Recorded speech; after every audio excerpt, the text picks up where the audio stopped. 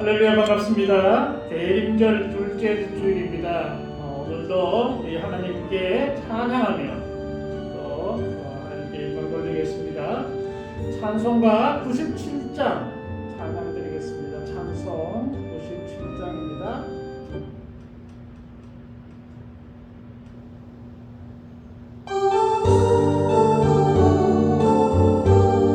찬송 97장 찬양 드리겠습니다.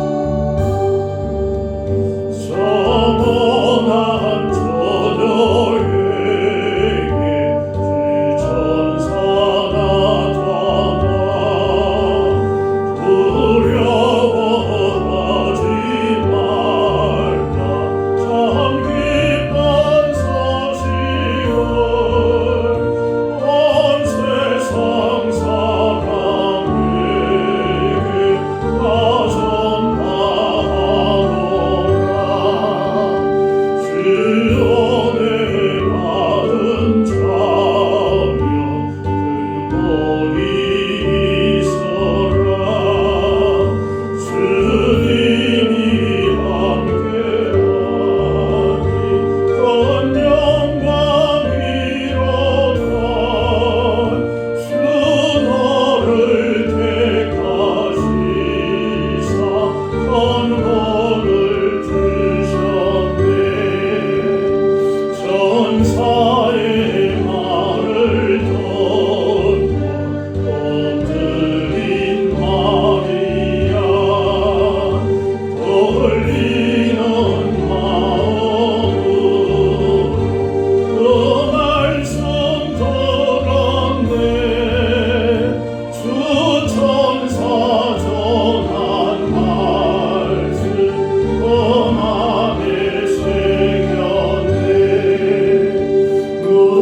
무서워하지 말라 너희 되리니 더 탄생하는 아기 예수라 하리라. 온 세상 다스리는 만왕의 왕이라. 마리아 말하기를 이런 일이 있을까. 전능한 주님께서 너 함께 하시며 더 크신 권능으로 널 돕으시리라. 주 말씀 듣고 나서 마리아 엎드려 나 주의 종이오니 뜻대로 하소서. 나 이제 문 맡겨 그 말씀 따르리.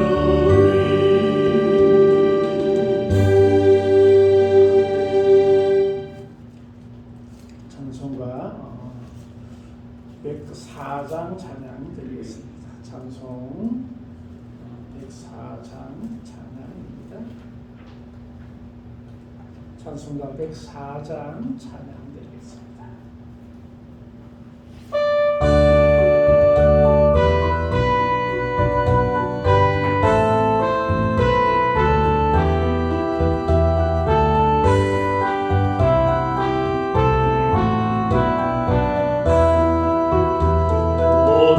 서서 임마누엘 오 구하소서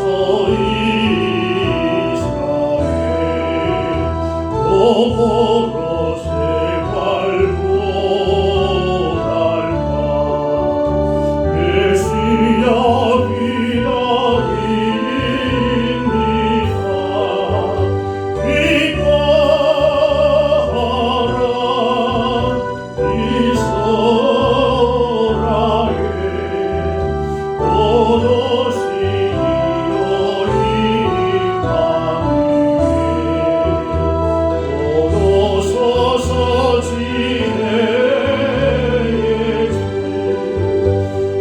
온 만물 질서 이루시고 참 진리의 길 보이사 날 길을 인도하소서.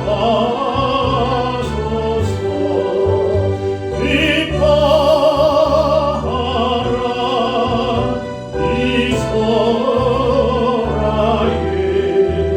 모두 시리오리 가운데 모두 서서 소망의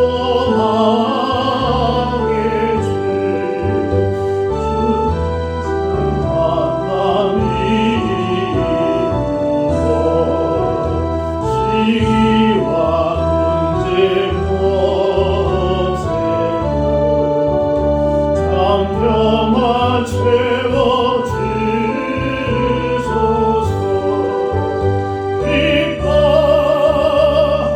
기뻐하라 이스라엘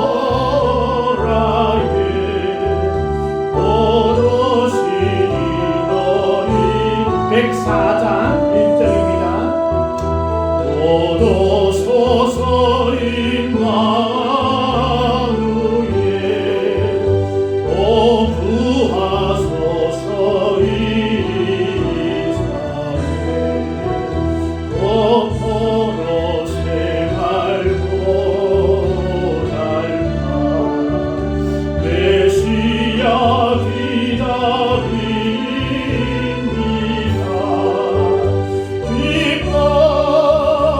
기뻐하라 이스라엘 모두 시리오리 가운데 모두 서서 지혜의 주 온 만물 질서 주시고 참 진리의 길 보이사 날 길을 인도하소서.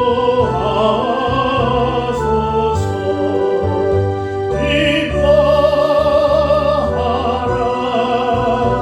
이스라엘 모두 시리오리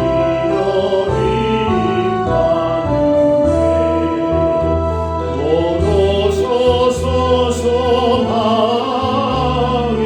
주 만 백성 한마디 이루고 시기와 분쟁 없애고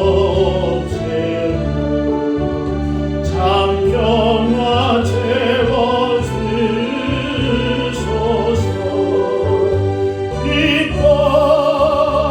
기뻐하라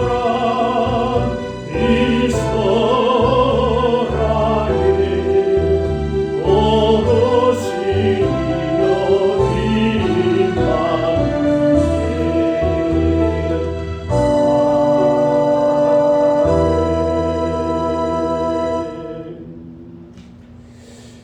네, 오늘은 대림절 둘째 주일입니다. 우리 마음과 또 우리의 정성을 모아서 하나님께 예배드리겠습니다. 다 같이 기도드리겠습니다.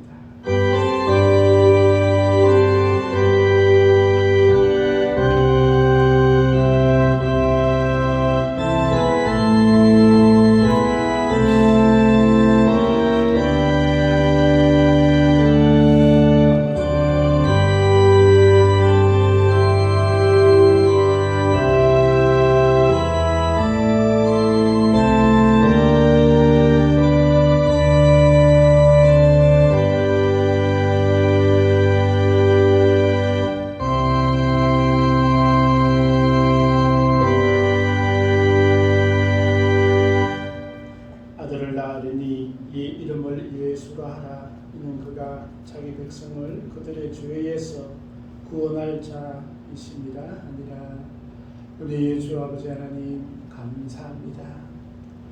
우리를 구원하기 위해서 이 땅에 오신 우리 예수님을 찬양하며 우리 심령에 모십니다. 이 시간 우리의 예배를 받으시고 성령께서 우리와 함께하여 주시며 하늘의 평강과 복이 넘치는 우리의 삶이 다 되어줄 수 있도록 하나님 인도하여 주옵소서. 온 정성을 다해 하나님 앞에 예배드리오니 예배하는 심령마다 주님께서 함께하시고 성령의 역사하심이 일어날 수 있도록 하나님 도와주옵소서. 모든 것 주님께 영광 돌리옵고 예수님의 이름으로 기도합니다. 아멘. 찬송가 83장 찬양 드리겠습니다. 찬송 83장입니다.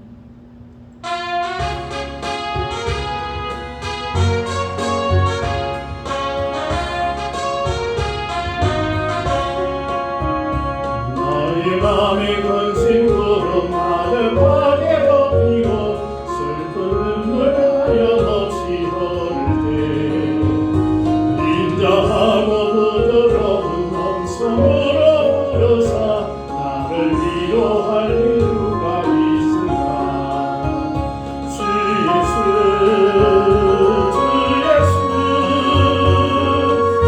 예수가 내 누가 있으나 슬퍼 낙심될 때에 내 친구 되시는 주 예수밖에 다시 없구나.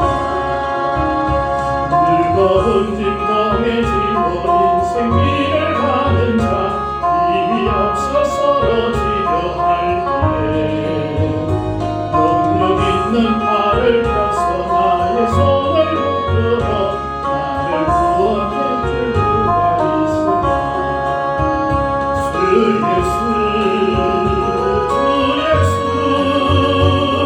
주 예수가 내 누가 있으나 슬퍼 낙심될 때에 내 친구 되시는 주 예수밖에 다시 없구나.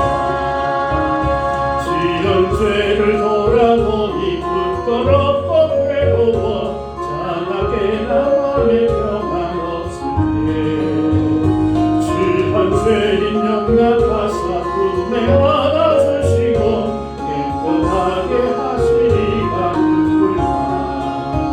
주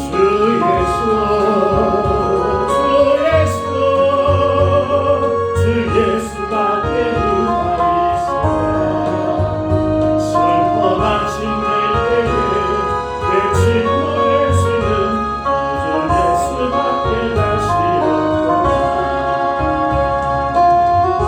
건너가서 시온 성을 향할 때 나와 항상 동행할 이유가 두려움에 거는 구름 모두 헤쳐버리고 나의 발길 인도하니 누굴까. 주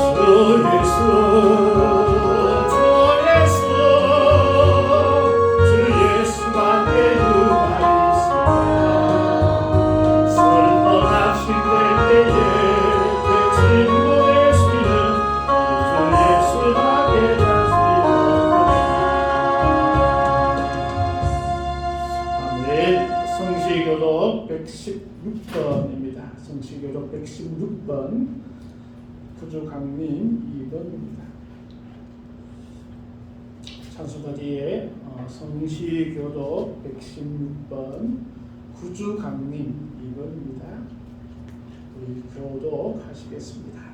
이새의 줄기에서 한 싹이 나며 그 뿌리에서 한 가지가 나서 결실할 것이요 그 위에 여호와의 영, 곧 지혜와 총명의 영이요 모험과 승리의 영이요 지식과 여호와를 경외하는 영이 강림하시리니 그가 여호와를 경외함으로 즐거움을 삼을 것이요 그의 눈이 보이는 대로 심판하지 아니하며 그의 귀에 들리는 대로 판단하지 아니하며 공의로 가난한 자를 심판하죠 정직으로 세상에 평안한 자를 판단할 것이며 그의 입의 막대기로 세상을 치며 그의 입술의 기운으로 악인을 죽일 것이며 공의로 그의 허리 위를 삼으며 정직으로 그의 몸의 띠를 삼으리라 그때 이리가 어린 양과 함께 살며 피범이 어린 염소와 함께 누우며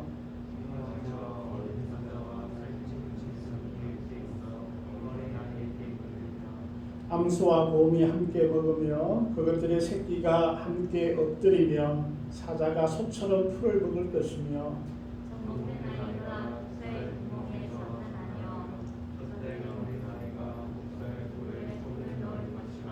내 거룩한 산 모든 곳에서 해됨도 없고 상함도 없을 것이니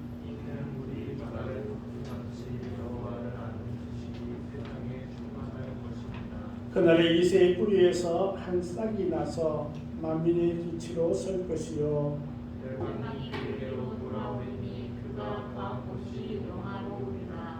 아멘. 사도신경으로 신앙을 고백하겠습니다.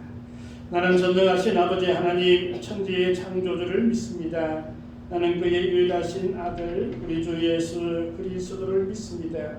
그는 성령으로 잉태되어 동정녀 마리아에게서 나시고 본디오 빌라도에게 고난을 받아 십자가에 못 박혀 죽으시고 장사된 지 사흘 만에 죽은 자 가운데서 다시 살아나셨으며 하늘에 오르시어 전능하신 아버지 하나님 우편에 앉아 계시다가 거기로부터 살아있는 자와 죽은 자를 심판하러 오십니다. 나는 성령을 믿으며 거룩한 공교회와 성도의 교제와 죄를 용서받는 것과 몸의 부활과 영생을 믿습니다. 아멘. 찬송 112장 찬양 드리겠습니다. 찬송가 112장입니다. 오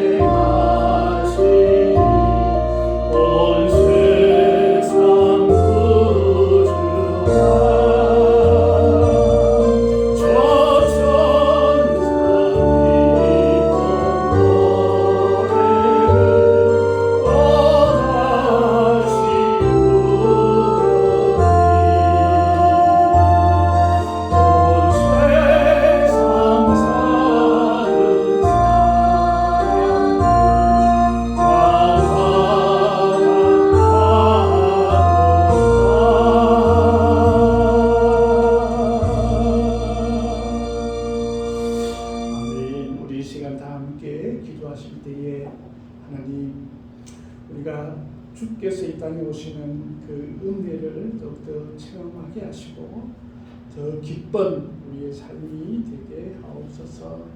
또 우리 가정에 행복이 넘치게 하옵소서. 우리 다 같이 기도드리겠습니다. 함께 기도하겠습니다. 우리 주 아버지 하나님 감사합니다. 아버지 하나님 저희들이 아기 예수께서 이 땅에 오신 나를 드리며 큰 소망과 기다림으로 우리 주님을 기다립니다.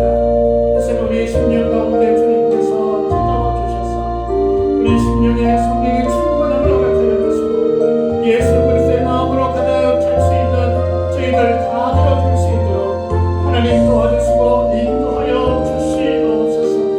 우리의 약함과 나약함을 아시오니 주님께서 함께하여 주셔서 우리가 하지 못한 것들을 주님께서 이루어지게 하시고 또 우리가 소망하고 기도하는 것들이 다 응답되어지는 은혜를 허락하여 주시옵소서. 그래서 저는 항상 기뻐하라 말씀하신 우리 주님의 말씀대로 우리가 살아가면서 힘들고 지치고 어려운 순간에서도 주님 때문에 기뻐할 수 있는 큰 믿음 허락하여 주시고 오늘 이 주님 앞에 영광 돌릴 수 있는 저희들 다 되어갈 수 있도록 하나님 도와주시옵소서. 주에서 용서받은 자로서 그 기쁨을 누리게 하시고 그 기쁨으로 하나님께 예배하며 영광 돌릴 수 있도록 하나님 도와주옵소서.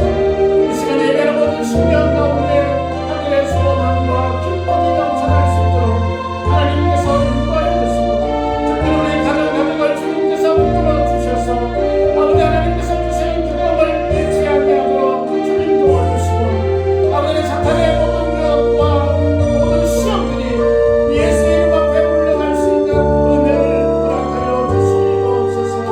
모든 이들을 건강하게 주님께서 지키시고 하나님과 우리 아버지 기쁨으로 나아갈 수 있도록 하나님 도와주시옵소서. 온 교회에 주님께서 은혜를 달아주시고 아버지 특별히 부모를 허락하여 주시며 심령마다 뜨거운 심령으로 저 변화갈 수 있도록 하나님 도와주시옵소서. 이 나라와 이 백성들을 긍휼히 여기시고 특별히 아버지 수혜받고 아버지 재정적으로 힘들고 육신적으로 힘든 이들을 주의 아버지 성탄의 기쁨과 함께 그들의 모든 것들이 회복되어지며 풍성함이 있도록 하나님 도와주시옵소서. 거룩한 빛으로 오신 우리 주님께서 그들에게 빛과 소망이 되게 하시고 오늘이 저 변화갈 수 있도록 하나님 도와주시옵소서. 운명적에도 그리스도의 놀라운 은혜에 빛들이 비춰줄 수 있도록 하나님 도와주옵시고 우리 선교사님들과 본체 선서 사역들에도 주님 함께하여 주시옵소서.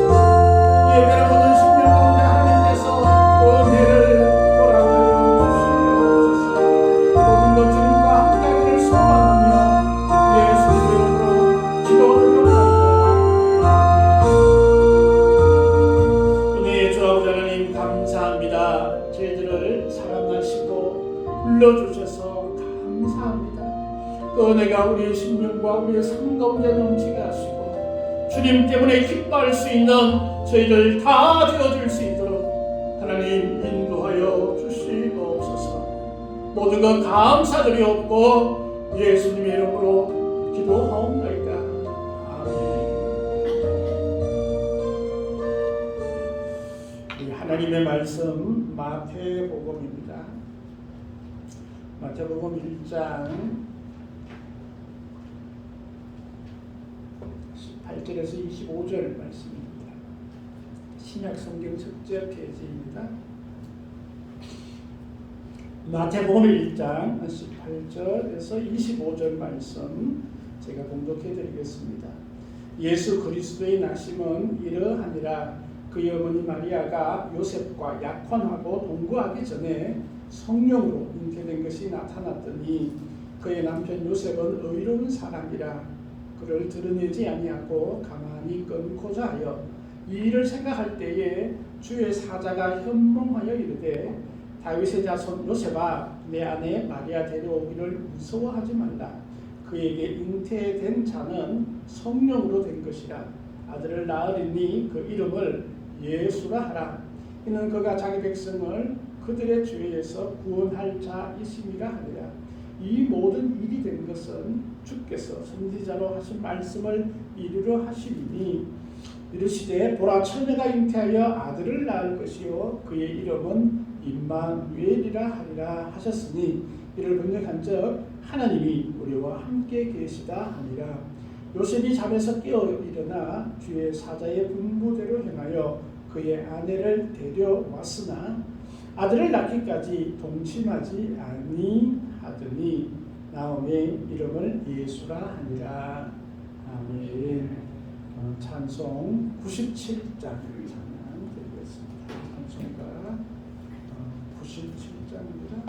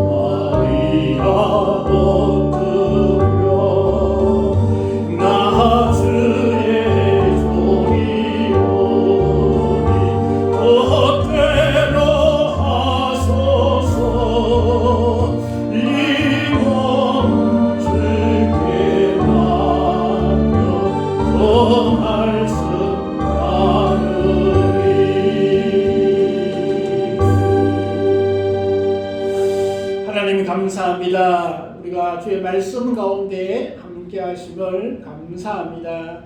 이 시간에도 성령께서 함께 하여 주시고 말씀하여 주옵소서. 예수님의 이름으로 기도드리옵나이다. 아멘. 할렐루야. 우리 성탄들이 앞두면 우리 인사하는 거 있죠? 우리 같이 한번 인사해 보겠습니다. 메리 크리스마스. 네, 기쁜 성탄 우리 맞이하는 그런 시간 되었으면 좋겠습니다. 오늘은 대림절 둘째 주일인데 특별히 처녀가 잉태하여라는 제목으로 우리 마태복음 1장 18절 이하의 말씀으로 은혜를 나누고자 합니다. 예수님께서 이 땅에 오실 때는 아주 신비한 그런 기적을 통하여서 이 땅에 오셨습니다. 바로 처녀의 몸에서 잉태하셨습니다. 오늘 말씀해 보니까 보라 처녀가 잉태하여 아들을 낳을 것이요 라고 23절에 말씀하고 있습니다. 요즘 처녀가 아기를 가지면 어떻게 되나요? 큰일 나나요? 아니면 박수를 받나요?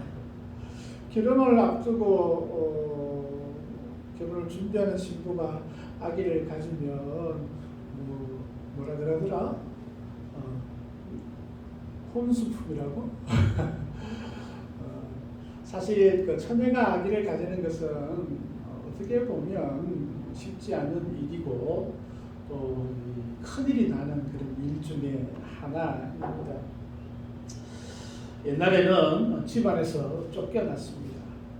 동네에서도 사람들이 수근수근 끓여서 동네에 살 수 없을 만큼 처녀가 아기를 가진다라는 것은 쉽지 않는 또 보통 일이 아닌 것이 처녀가 아기를 가지는 것입니다.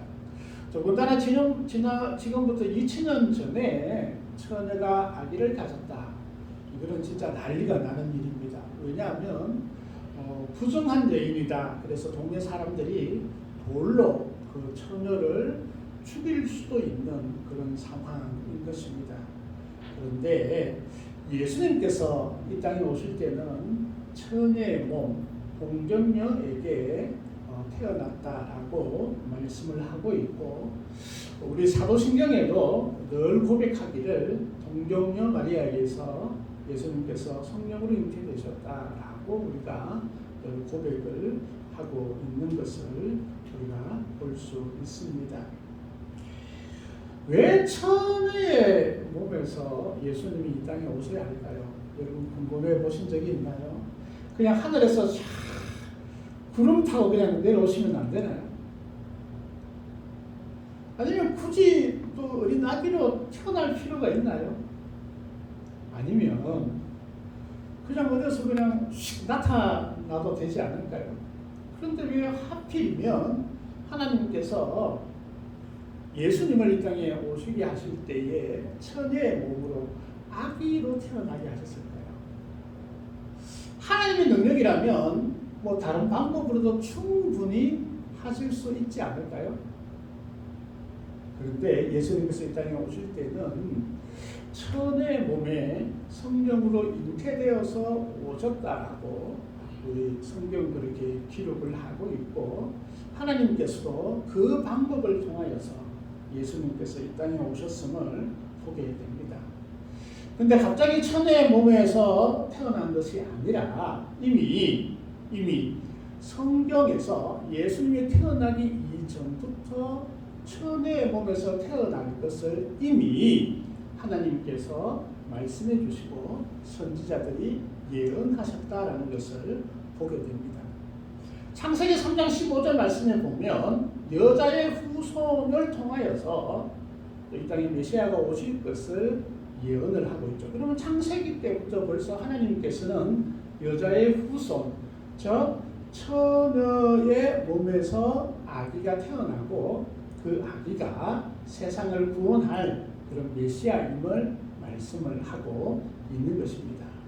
또 오늘 본문 말씀의 23절 말씀에는 이사야 선지자의 예언이 그대로 말씀하고 있는 것을 우리가 보게 됩니다.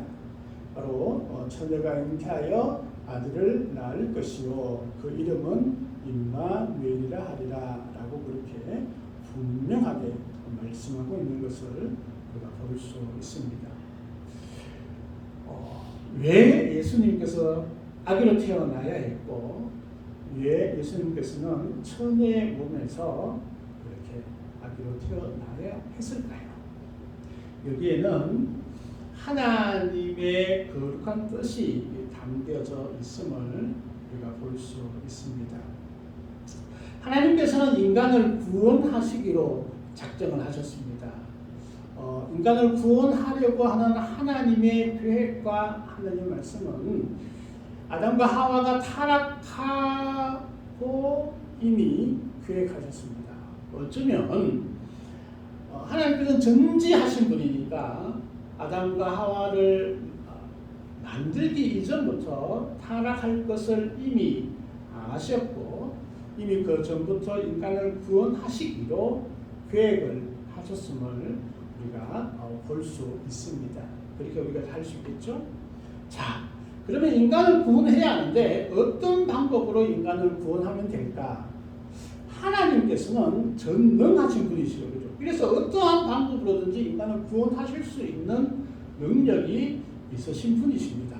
그래서 조금 전에 말씀하셨듯이 인간을 구원하기 위해서 온 세상 사람들이 다 볼 수 있도록 하늘에서 번쩍번쩍번쩍번쩍 그런 우리 뭐 비행 접시 같은 그런 구름을 타고 쫙 내려오면서 내가 너희들을 다 구원하러 왔더라. 나를 믿으면 천국에 간다. 라고 이렇게 막 기적을 행하시면서 오셨다면 얼마나 좋았을까요? 근데 그렇지 않으셨습니다. 하나님께서는 인간의 몸으로 오실 때에 아기의 모습으로 인간이 태어나는 그 모습 그대로 오셨습니다. 왜 그랬을까요?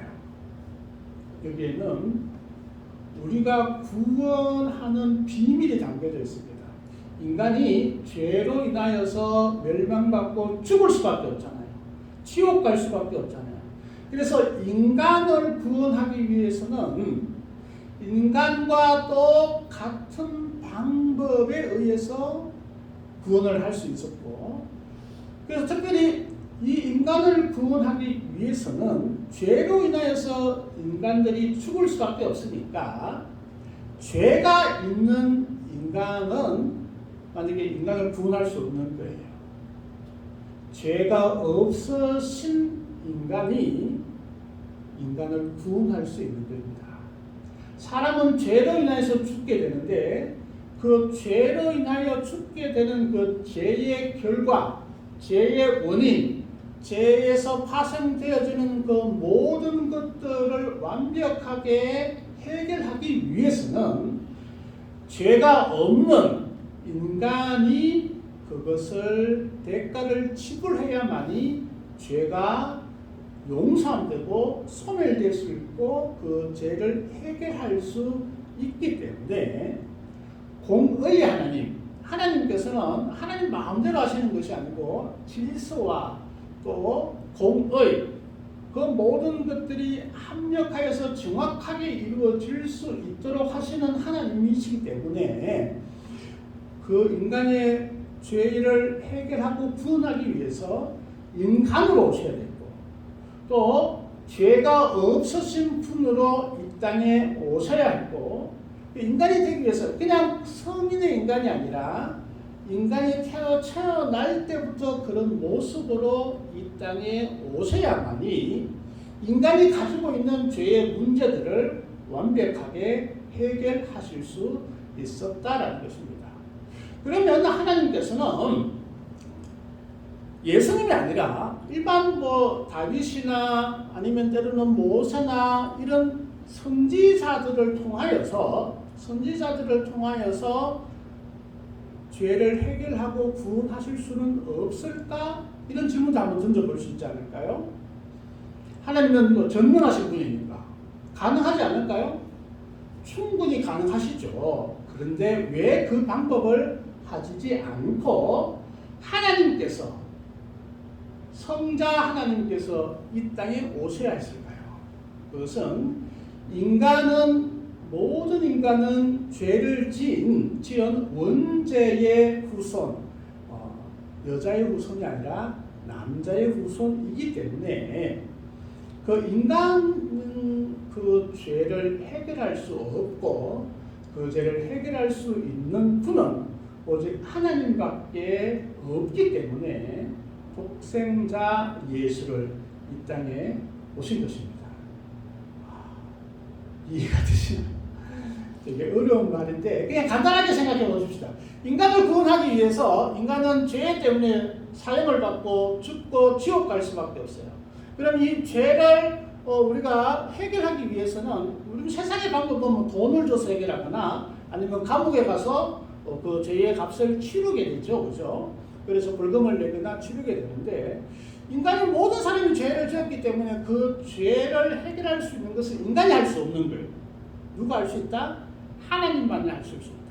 그럼 하나님은 그냥 야 너희 죄를 다 용서해 주겠다. 그냥 해주면 되지 않을까요? 공의의 하나님이시기 때문에 그렇게 할 수는 없다. 대가를 지불해야 된다. 그래서 그 대가가 뭐냐? 죽음은 죽음으로서 대가를 지불해야 했고, 그 대가를 지불하기 위해서는 예수님이 죽었어야 했고, 그 죽음이 죄로 인하여서 죽는 죽음이 아니라 대가를 지불해야 하는 죽음이기 때문에 예수님은 죄가 없으신 분으로 이 땅에 오셔야 했고, 그래서 이 땅에 오시려고 하니까 보통 방법으로서는 만약에 아기로 태어났다면 죄를 가지고 있는 원죄를 안고 태어나는, 그래서 우리 기독교에는 태어날 때부터 죄가 있다라고 이야기를 합니다. 그렇기 때문에 여자의 후손이 아니고 남자의 후손으로 태어난다면 문제가 되어줄 수 있는 것입니다. 그래서 전혀 남자를 알지 못하는 마리아라는 처녀를 통하여서 성령께서 마리아에게 아기를 갖게 하셨고, 그 아기가 바로 예수라는 것입니다. 이 일은 우리가 마태복음과 누가복음에 아주 잘 기록이 되어져 있고, 마태복음보다는 누가복음이 더 상세하게 그 이후와 이전의 내막들을 아주 자세하게 서술하고 있는 것을 우리가 볼 수 있습니다. 그래서 첫째는 왜 예수님이 처녀의 몸에서 태어나야 할까라는 것을 우리가 깊게 생각을 해보아야 합니다. 현대 신학자들 중에서는 굳이 하나님께서 능력이 많으신 분인데 처녀의 몸에서 예수가 태어날 필요가 없다, 이렇게 말씀하시는 분들도 있습니다. 또 그렇게 생각하는 분들도 있습니다. 그런데 여전히 저는 확고하게 바로 처녀의 몸인 마리아를 통해서 예수님께서 이 땅에 오셨다라는 것입니다. 그래서 예수님께서 어머니 마리아와 대화를 하거나 이렇게 함께 있을 때에, 특히 평상시에는 어머니라고 그렇게 불렀지만 구속에 관하여서 구속사적인 측면에서 어떤 일이 있거나 그런 대화를 할 때는 예수님께서 어머니 마리아에게 엄마라고 하지 않았습니다. 여자여라는 아주 특정칭의 호칭을 사용해서 그렇게 하는 것을 보게 됩니다. 요한복음 2장 4절 말씀에도 보면 가나의 혼인잔치에서도 예수님께서 이렇게 말씀하시죠. 예수께서 가라사대 여자여 나와 무슨 상관이 있나이까, 내 때가 아직 이르지 못하였나이다 라고 말하면서 엄마에게 여자여, 그 여자여라는 것은 지금 말하면 여사님보다는 좀 더 호칭이 좀 높은 격의 그런 호칭이라고 이해하면 될 것입니다. 그래서 어떤 그 육신적인 그런 관계를 떠나서 구속사적인 그런 입장에서 예수님께서 어머니를 대하고 있는 것을 보게 됩니다. 마태복음 12장에도 보면 누구든지 하늘에 계신 내 아버지의 뜻대로 하는 자가 내 형제요 자매요 모친이니라 라고 그렇게 말씀을 하고 있습니다. 그래서 예수님께서 이 땅에 오실 때는 그냥 하늘에서 비행기를 타고 오시거나 아니면 다른 방법으로 이렇게 오시지 않고 동정녀를 통하여서 이 땅에 오셨음을 우리가 알게 됩니다. 인간의 자연적인 그런 출산 법칙이 아니라 초자연적인 그런 법으로 생명으로 이 땅에 오셨다라는 것을 우리가 볼 수 있습니다. 그래서 이 동정녀 탄생은 이미 약속으로 예언되어져 있는 것이죠. 이사야 선지자 이사야서 7장 14절 말씀이죠. 오늘 본문의 말씀과 같은 말씀인데, 보라 처녀가 잉태하여 아들을 낳을 것이요 그 이름을 임마누엘이라 하리라 라고 그렇게 말씀하고 있습니다. 또한 아기가 태어나기 전에도 오늘 본문의 말씀을 보니까 이제 요셉과 마리아에게 성령으로 잉태된 사실을 말씀해주고 있는 것을 우리가 볼 수 있습니다. 우리가 두 번째, 진짜 한번 의심해 볼 필요가 있지 않을까요? 이 처녀가 아기를 가졌는데 이게 사실일까요? 인간의 힘으로 이게 가능한 일인가요? 여러분 질문 하나 오늘 우리 오후에 나눔할 때의 첫 번째 질문이 이거입니다. 2022년 카타르 월드컵에서 대한민국이 결승전에 갈 수 있습니까? 하는 질문입니다. 여러분 어떻게 생각하세요? 브라질을 넘을 수 있을까요? 없을까요? 저도 포르투갈은 힘들다라고 생각을 했는데 극적인 극장골이라고 그러죠. 그래서 그 새벽에 저도 잠을 안 자고 처음에는 잠자려고 가다가 전반전을 보기 시작했는데 이거 그냥 자서는 안 되겠더라고. 그래서 끝까지 봤습니다. 잘 안 잤다 이런 생각이 드는데 아직까지 잠이 오시는 분들 보니까 아직까지 예선전 보았던 그런 후유증이 남아있는 것 같아요. 자, 그러면 우리가 브라질을 이기고 그 다음에 누가 올라올까요? 또 8강전에서 또 한 붙어야 되죠. 누가 가죠? 가장 강력한 팀 누구예요? 프랑스 와라. 이길 수 있을까요? 이 인간의 생각이나 객관적으로 봤으나 세계적인 모든 전문가들을 다 해도 이게 불가능하다 이런 생각을 많이들 하고 있습니다. 만약에 우리가 결승전을 간다면 이거 뭐예요? 미친 일이죠. 이거는 인간이 할 수 있는 일이 아니다. 그런 생각을 우리가 해보게 됩니다. 이 땅에 있는 그러나 가능성이 완전히 없는가요? 아니에요. 있을 수도 있잖아요. 그죠? 있을 수도 있잖아요. 그죠? 그래서 뭐 자기들이 뭐 자살골 넣을 수도 있고 뭐 심판이 획돌아가지고 그냥 브리킥 한 3번 정도 불러올 수도 있잖아요. 그죠? 그럴 가능성도 충분히 있어요. 그런데 만약에 결승전 간다면 기적이다. 이런 생각을 하게 될 것입니다. 그런데 처녀가 잉태했다. 이게 가능한 일인가? 이게 참으로 증명할 수 있는 일인가? 한번 생각을 해볼 필요는 있다고 생각합니다. 한번 우리가 시도를 한번 해보십시다. 첫째는 이 마리아의 증명이 있었냐 하는 것입니다. 마리아. 우리가 마태복음보다는 누가복음에는 좀 더 이런 기술들이 상세하게 기록이 되어져 있는데 마리아의 상황과 고백들을 통하여서 이것은 당사자니까 이 마리아는 적극적으로 나는 처녀로서 아기를 잉태했다라는 것을 주장을 하고 있다라는 것입니다. 누구보다 마리아 본인이 잘 알고 있을 거예요. 그죠? 마리아 본인이 내 뱃속에 있는 아기가 어떻게 뱃속에 들어있는지 분명히 알고 있을 거예요. 그 누구보다 정확하게 알고 정확하게 하는 거예요. 근데 마리아는 철저하게 내 뱃속에 잉태된 아기는 성령으로 잉태되었다라는 것을 말하고 있습니다. 자, 그러면 이 사실에 대해서 우리가 두 가지를 얘기할 수 있죠. 하나는 마리아가 거짓말을 하는 것인가? 아니면 마리아가 진실을 말하고 있는 것인가? 하는 겁니다. 여러분 어때요? 마리아가 거짓말하고 있는 것 같나요? 사기치고 있는 것 같나요? 이 성경을 우리가 이렇게 보면 마리아는 천사가 와서 얘기할 때에 이렇게 얘기합니다. 누가복음 1장 34절 이하의 말씀이죠. 나는 남자를 알지 못합니다. 그런데 어찌하여서 이런 일들이 나에게 일어날 수 있습니까? 라고 이야기를 합니다. 그때 천사가 대답을 합니다. 성령께서 내게 임하셨고 높으신 이의 능력이 너를 덮으리니. 하나님의 방법, 하나님의 능력, 전지전능하신 하나님께서 하실 수 있습니다. 하나님께서 하나님의 능력으로 하셨습니다. 성령으로 아기를 가지게 되었습니다라고 설명을 해줍니다. 그때 마리아 자신은 이게 보통 일이 아님을 알게 됩니다. 이게 난리가 날 일이죠. 동네 사람들에게 돌에 맞아 죽을 그런 일이기도 합니다. 마리아는 계속적으로 그렇게 얘기를 합니다. 부정을 합니다. 또 이런 일이 있을 수 없다라고 얘기를 합니다. 그런데 마리아는 이 천사의 말을 듣고 그대로 수용을 하게 됩니다.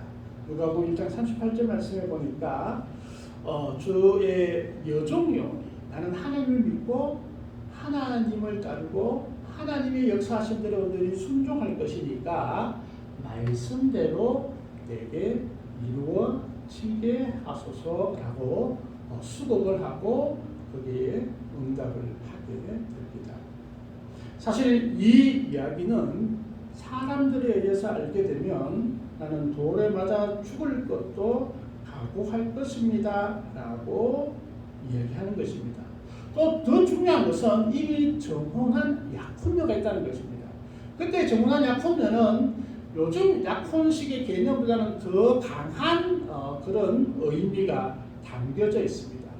만약에 약혼한 이 정혼한 남자에게 사실 그 남자는 분명히 알고 있을 거 아니에요, 그죠? 아기가 내 아기가 아니다라는 것은 정확하게 알고 있습니다. 그렇기 때문에 만약에 그 정혼한 남자 요셉이 그 부분에 대해서 이의를 제기하거나 동네 사람들에게 말 한마디만 해버리면 이 마리아는 그냥 생명을 유지하기가 쉽지 않은 그런 상황일 것입니다. 그런데 마리아는 거기에 대해서 내가 그대로 따를 것입니다 라고 이야기를 할 뿐만 아니라 예수님이 태어나고 난 이후에도 계속 그것을 잊지 않고 계속 평생을 말씀하고 있음을 우리가 보게 됩니다. 또 더 분명하게 이 마리아의 잉태된 이 사실에 대해서 증명하는 사람이 바로 요셉입니다. 우리가 요셉의 모습들을 한번 보십시오. 요셉에게 오늘 말씀해 보니까 그는 의로운 사람이다. 그런데 성령으로 잉태된 것이 나타났을 때에 알게 되었습니다. 아기가 내 약혼한 사람이 아기를 가졌으니까 이것을 그냥 용납할 수는 없잖아요, 그죠? 그래서 가만히 약혼도 파기하고 가만히 끊고자 했다라고 합니다. 그런데 그때에 주의 사자가 바로 요셉에게 나타나게 됐죠. 그래서 마리아 데려오기를 무서워하지 말라. 그에게 잉태된 자는 성령으로 된 것이니까 아들을 낳으면 예수라고 이름을 지어라. 그리고 왜냐하면 그가 백성들의 죄에서 구원할 것이다 라고 말씀하고 있었습니다. 요셉은 사실 인간적인 모습으로 아무리 생각해도 자기의 자식이 아니다라는 것은 분명히 알 수 있고 또 느낄 수 있었습니다. 그런데 천사가 이렇게 얘기를 하니까 요셉은 어떻게 합니까? 거기에 대해서 전혀 토를 달지 않고 거기에 대해서 수긍을 하고 있는 것을 보게 됩니다. 사실 그 여자를 사랑하는 여인을 사랑하는 남자의 입장에서 물론 다른 사람의 아기를 가지고 있는 내 정혼자를 나의 부인으로 맞아들일 수 있는 사람은 있을 것입니다. 그런데 그게 쉽지 않겠죠, 그죠? 쉽지 않습니다.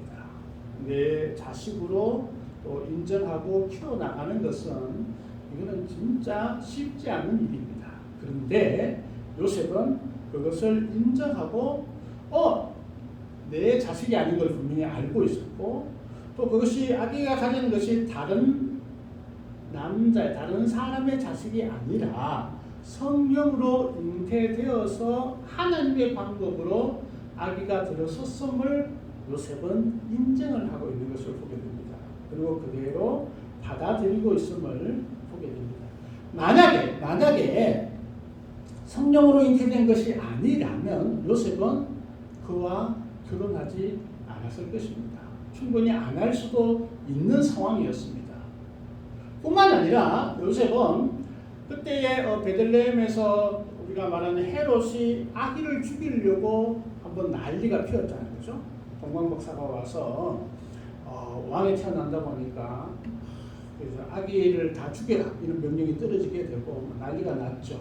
그때 요셉은 예수님을 살리기 위해서 애굽으로 도망을 칩니다. 한번 생각해 보십시오. 내 자식이 아니고 다른 남자의 아이라면 자기가 목숨 걸고 그렇게 도망을 가거나 또 그것을 보호하기 위해서 예를 쓸 필요가 있을까요? 그렇지 않았습니다. 요셉은 자기 자식보다 더 소중하게 아기 예수를 자기 품에 품고 키워나갔음을 우리가 보게 되는 것입니다. 그러면서 이 요셉은 철저하게 이 마리아를 통해서 태어난 아기가 처녀의 몸에서 성령으로 잉태되었다라는 것을 요셉은 보증하고 그의 행동이나 그의 삶을 통해서 철저하게 동정녀 탄생을 보증해 주고 있음을 우리가 보게 됩니다. 참 요셉의 그런 모습들을 보면 이 처녀의 몸에서 아기가 태어났음을 분명하게 알 수 있습니다. 세 번째는 그 성경의 증언을 통하여서 우리가 이것이 분명한 사실이다라는 것을 알게 됩니다. 성경은 사기를 치거나 우리가 아주 신학자들이 말하고 있는 전설을 기록한 것이 아니다라는 사실입니다. 어떤 신화화하거나 또 이것을 미화시켜서 기록한 것은 절대 아니다라는 것입니다. 그래서 성경을 믿는 우리로서는 성경의 증언들, 이것이 한 부분만 아니라 여러 부분에서 계속적으로 예수님께서 이 땅에 오신 모습들을 계속적으로 말씀해 주고 있는 것을 보게 됩니다. 마태복음에는 만왕의 왕으로 오신 예수님의 태어남에 대해서 아주 자세하게 이렇게 기록을 하고 있습니다. 누가복음에는 철저한 인간의 모습으로 완전한 인간으로 완전한 하나님으로 오신 예수님에 대해서 잘 기록을 하고 있습니다. 요한복음에는 이미 말씀으로 선지에 계셨던 그 예수님께서 육신을 입으시고 이 땅에 오심을 기록을 하고 있는 것입니다. 그래서 우리가 성경을 통하여서 철저하게 이 처녀의 몸에서 처녀가 잉태한 사실들을 우리가 믿게 되고 처녀로 잉태될 수밖에 없는 그런 상황들을 우리가 보게 되는 것입니다. 또한 처녀의 잉태 이것은 성령을 통하여서도 우리가 정리되어집니다. 성령께서 잉태하셨다. 성령의 능력으로 잉태되었다라는 것을 말씀하실 뿐만 아니라 그 성령께서 우리에게도 마리아의 처녀의 몸에서 잉태된 사실들을 믿게 하여 주십니다. 사실 인간적으로 보면 또 인간적으로 생각하면 우리의 경험으로 보면 처녀가 잉태하는 것은 도저히 불가능한 그런 일입니다. 물론 이제 요즘에 과학이 발전해서 여러 가지 방법들을 도전을 하고 있지만 생명 그 자체를 만드는 것은 아직은 인간의 힘으로 불가능한 일이죠, 그죠? 물론 요즘은 처녀가 때로는 어떤 방법으로도 아기를 가질 수 있는 그런 과학이 발달되어 있지만 또 그 방법은 전혀 다른 방법인 것이죠. 그래서 성령께서 처녀가 잉태된 사실을 그 성령 지금부터 2000년 전에 성령의 역사심을 통하여서 마리아가 잉태케 했던 그 성령께서 지금도 우리에게 처녀가 잉태된 사실들을 우리에게 알려주고 믿게 하고 그것을 확고한 나의 믿음으로 2000년 동안 모든 믿는 자에게 주셨던 은혜임을 우리가 보게 됩니다. 또 하나는 하나님의 능력이라면 무조건 가능한 일이다. 불가능한 일이 아니다. 라는 것을 하나님의 능력을 통하여서 우리가 알 수 있는 것이죠. 그래서 우리가 성탄절을 앞두고 예수님께서 이 땅에 오신 동정녀 마리아에게 나셨다라는 그 사실들을 우리가 좀 더 객관적인 믿음으로 다가갈 수 있는 그래서 분명하게 우리의 죄를 구원하여 주시는 예수님을 더욱더 기뻐하는 우리가 되었으면 좋겠습니다. 하나님 아버지 감사합니다. 처녀가 잉태하여 또 예수 그리스도 이 땅에 오셨음을 저희들이 고백하며 우리의 구원을 위해서 한치의 부족함 없이 완벽하게 이 땅에 오신 예수님을 저희들이 모시며 또한 믿음으로 나아갈 수 있도록 하나님 도와주옵소서. 감사드리며 예수님 이름으로 기도하옵나이다. 아멘. 찬송 104장 찬양 드리겠습니다. 찬송가 104장입니다.